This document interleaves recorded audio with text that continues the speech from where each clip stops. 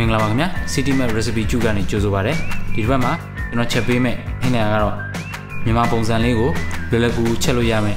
ပစုံမိတ်ဆိုင်ဟင်းလို့ခေါ်တဲ့ Devil Brown ပါကျွန်တော်တို့ဒီရေချိုပစုံလေးတွေကို15ချက်သားရှိမယ် Devil Brown ကိုကျွန်တော်မချက်ခင်လေးမှာရတာတွေ့မယ်ကျွန်တော်တို့အများအားသုံးနေကြ Brown Sugar လက်ဖက်ရည်စွန်းတစ်စွန်းဒါကတော့စနွေးမုတ်ဖေးစွန်းနဲ့လေးပုံတစ်ပုံထည့်လိုက်ပါငရုတ်သီးစိမ့်မုတ်ထည့်မယ်ငံပြာရီကတော့စပွဲစွန်းတစ်စွန်း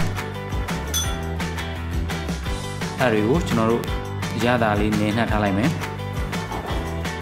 တက်သွန်ဒီကိုဒီလိုမျိုးလေးချမ်းစိတ်လိုက်ပြီးလို့ရှိရင်အဖက်ကလေးတွေကျွန်တော်ခွာထားလိုက်ဒါက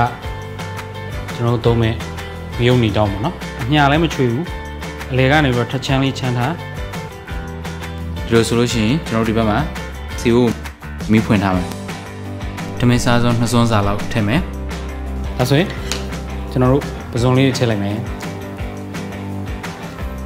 တိတ်မီးတယ်အရင်တင်ထားတယ်မျိုးဒီထဲမှာကျွန်တော်တို့ကအမှုတ်တွေထည့်ထားတဲ့အတွက်ကြောင့်မီးတိတ်ပြင်းသွားတယ်ဆိုလို့ရှိရင်ချက်ချင်းတူးသွားတာမျိုးဖြစ်နိုင်တယ်ပြီးရင်ကျွန်တော်အခွန်ခွာထားပြီးတော့အဖတ်တွေခွာထားတဲ့ဒီစက်သွန်ဒီတစ်လုံးအားလေးထည့်ထားမယ်ဒီ garlic press နဲ့စက်သွန်ဖြူလေးရဲကိုညှစ်ထည့်လိုက်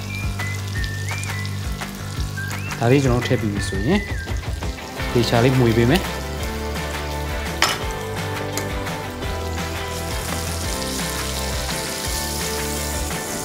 အဲ့တော့ဟင်းလေးကနည်းနည်းလေးချောက်လို့ရှိရင်ကျွန်တော်ဒီမှာ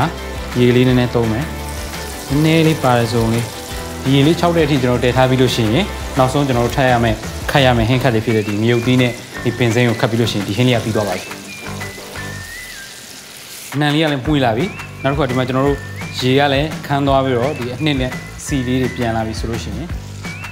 ညာမချွေဘဲနဲ့ထက်ချမ်းခွဲထားတဲ့ငရုတ်နီလေးတွေကျွန်တော်ထည့်လိုက်မွေနေနဲ့နှာခေါင်းထဲကနေပြီးတော့ငရုတ်သီးအနေရဲ့အရသာအနံ့အဲ့လိုမျိုးလေးခံစားရမှာဖြစ်ကျွန်တော်တို့နောက်ဆုံးကျွန်တော်တို့ဒီမှာပင်စိမ်းပေါ့ရွက်ကောအယိုးလေးတွေအယိုးနည်းနည်းနုတဲ့အပိုင်းလေးတွေပါကျွန်တော်တို့ခြွေပြီးထည့်ထားတဲ့ခြွေထားတဲ့ပင်စိမ်းအဲ့လေးထည့်လိုက်ရင်အားလုံးပြီးသွားပြီမိတ်စာပစုံဟင်းကတော့ပြီးသွားပြီခင်ဗျ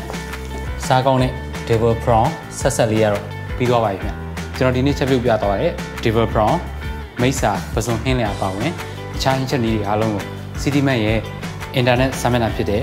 ဒီစာမျက်နှာမှာဝင်ရောက်ကြည့်ရှုနိုင်ပါတယ်